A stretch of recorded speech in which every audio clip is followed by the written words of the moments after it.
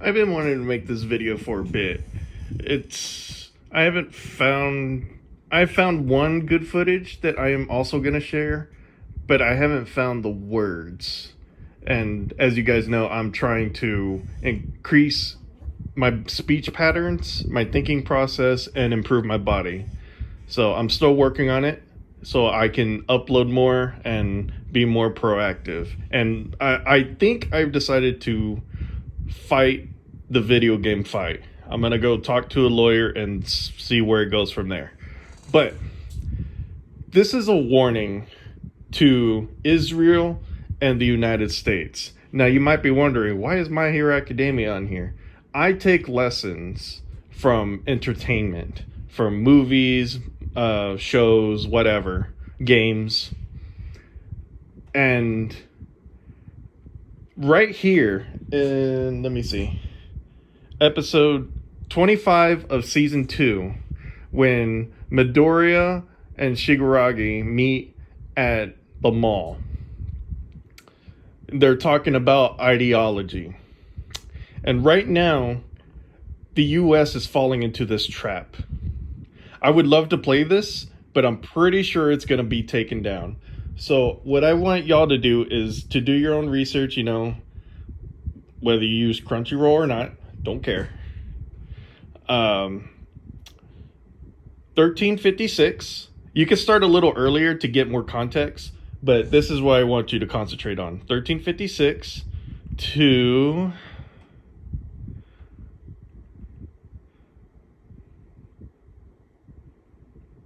little more.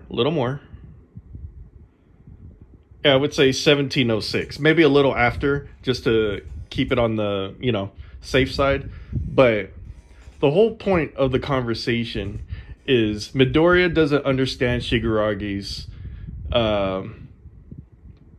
motive, which is why people don't follow him and why this villain named Stain is so popular, because he is a murderer, but because he had ideology, people followed him.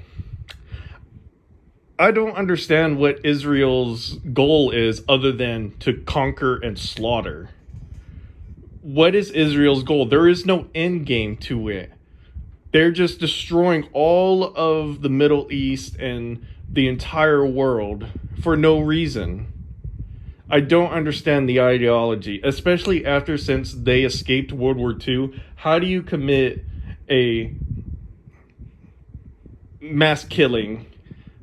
I'm just going to say it. Genocide. Fuck it, YouTube. Genocide. If you escaped one yourself. I don't understand how you don't take life lessons and you don't learn from it. You decide, hey, I know my people were almost exterminated. Let me do that to another. I don't get it. But this is also a warning to the US, and which is why the world is unraveling and why people are stressed out. Because the US was the symbol of peace. We are the symbol of strength.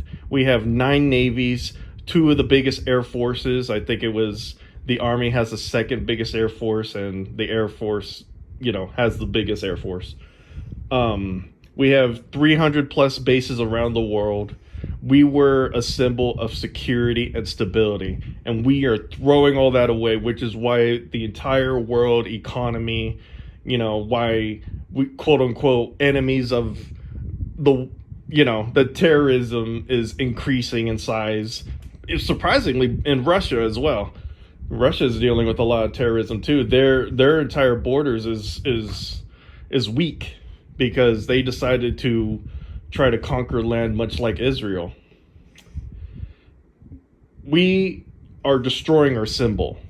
That's why when you listen to this conversation,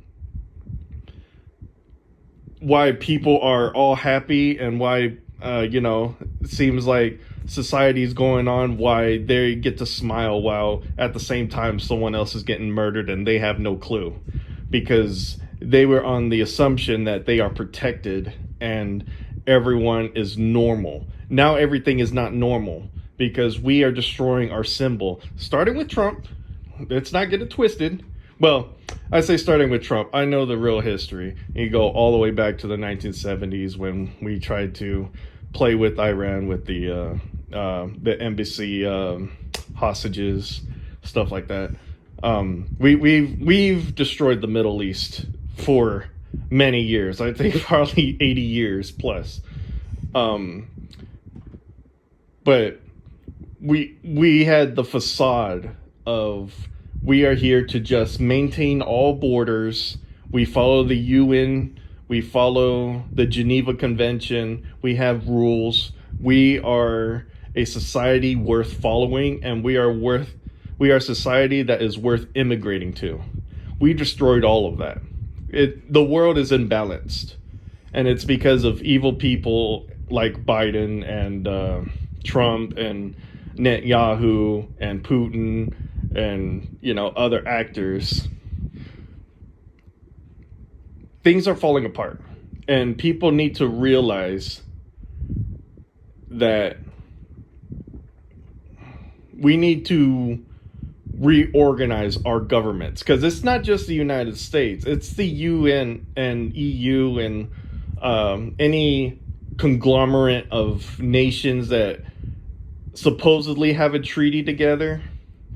They all need a rework, and we as a people need to go out and rework that system, because I'm looking at all these wars. Ukraine, I am for Ukraine 1000%. They deserve the right to self-govern and to make their country right, because right now with the Russia invading and all that, they have a clean slate. They can rewrite all their governments, make whole new rules. I have great hope for Ukraine's future if they can find a peace somewhere down the line, whether that's all of Ukraine or some of Ukraine, or I should say most of Ukraine is saved, and Russia gets to keep a portion because they just have manpower to throw away, and our weapons are expensive. I forgot where I was going with that. But anyway, I was trying to. We need to reorganize our governments. That's what we need to do, and we need to actually talk to each other. No more of this internet, videos only and signing petitions, thinking that we're doing something. We actually need to be out there and running for office and making. Even if we lose all the time, we need to spend their money consistently to where we drain their pockets. Because right now, this is the most expensive election, I think, ever. But both parties suck.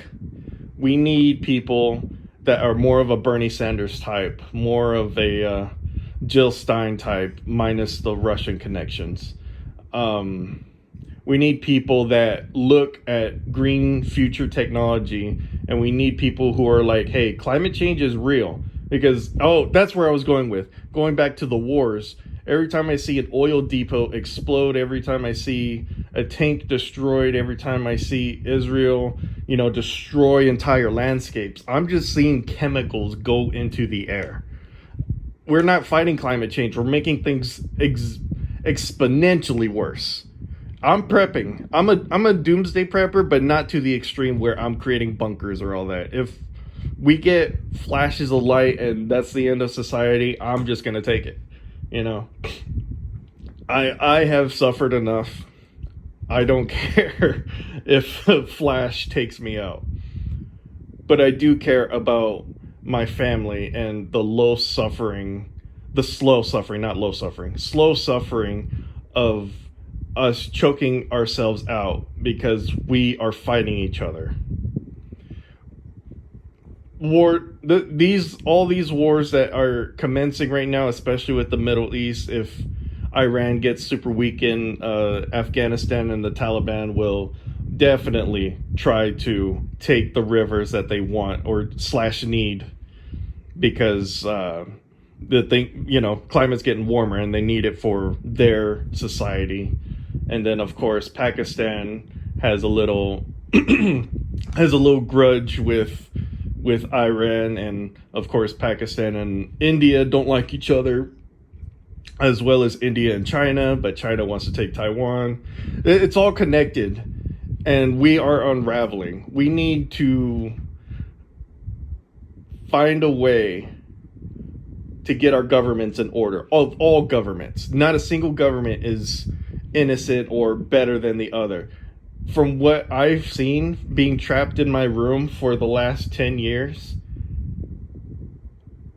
is that our government is not only flawed, it's very counterproductive to what needs to be happening. We need to be better. We need to stop the hate. Here's my philosophy, and take this to heart if you made it to this part of the video. This is just for the United States, but you can expand it to other politics. If you are a liberal or conservative, you can talk to each other. You are people. You have thoughts. You have intelligence. You are not in a cult-like following. If you are a Democrat or a Republic, I do not know how to convince you otherwise, because you guys are trapped in your own bubble where one side is always wrong and my side is right / less evil, which is pathetic that we say, oh, we're voting the lesser of two evils. I don't know how to. That's a different conversation. I should hold that for the next video. But we as a people need to start talking to each other again. Get off the phones, actually meet your neighbors, go out walking. I'm working on it. I still can't get out, but I do crave other interactions. And I'm working on expanding my ability to talk to multiple people at once. I'm up to 6, because before I could only handle up to 4, and that's a struggle. Now I'm up to 6, so I'm increasing my ability. But we need more people out there. Even if you lose, keep losing, because it costs the other rich assholes money. And yes, it's going to cost you money too, but go talk to your peers. Take a $10 donation. If you don't be afraid to ask for $5. We can challenge the system.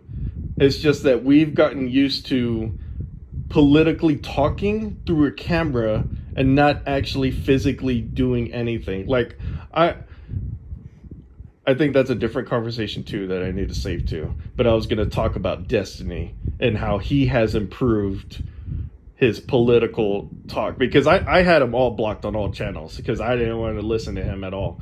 But he's been improving his not only debate but his knowledge by just simple research. It's not even intelligent research, it's simple research. He listens to a number and then he looks it up. Like recently I saw a debate where I don't remember who he was debating, but it was like 14,000. He meant his debate opponent mentioned like 14,000 killers or something were crossing the border, and he had to come out and say, no, I researched the 14,000 number and it's not from the Biden administration alone. So you can't complain about how so many killers are coming across the border when it's been multi presidential generations of that 15,000 number. And that's the thing. Everything that you see as a problem, the politicians are using it as a political gain. The border has been fucked up by both parties, and we need to stop them. Because yes, I agree the border sucks, but I am not a Democrat or a Republican. I see how both of them handled the immigration problem, and they both suck. They've both played with immigrants. They've both allowed immigrants to, be flown into cities to make a political point. Like, oh, look at all these immigrants coming in through buses and planes. They both have flown and mess with the numbers. They need to be stopped. We need a reorganization of everything. And the Constitution doesn't mean shit. I'm sorry. It's over. Even if Kamala wins, the Constitution doesn't mean shit. It's just a museum memorabilia we can go visit and look at in awe. The Constitution doesn't mean anything. We need to bring that Constitution back and or make amendments to make it stronger, because it is far too vague. That it takes, I don't want to say little effort, because it's definitely taken years, and Trump was the catalyst for that, but it was slowly being degraded anyway before Trump. We need to get back to not necessarily being the symbol of peace. I'm talking about the United States, but we need to have values again. We don't have any values. Anyway, that's my long-winded explanation. I'm working on it. I'm working on the video game stuff.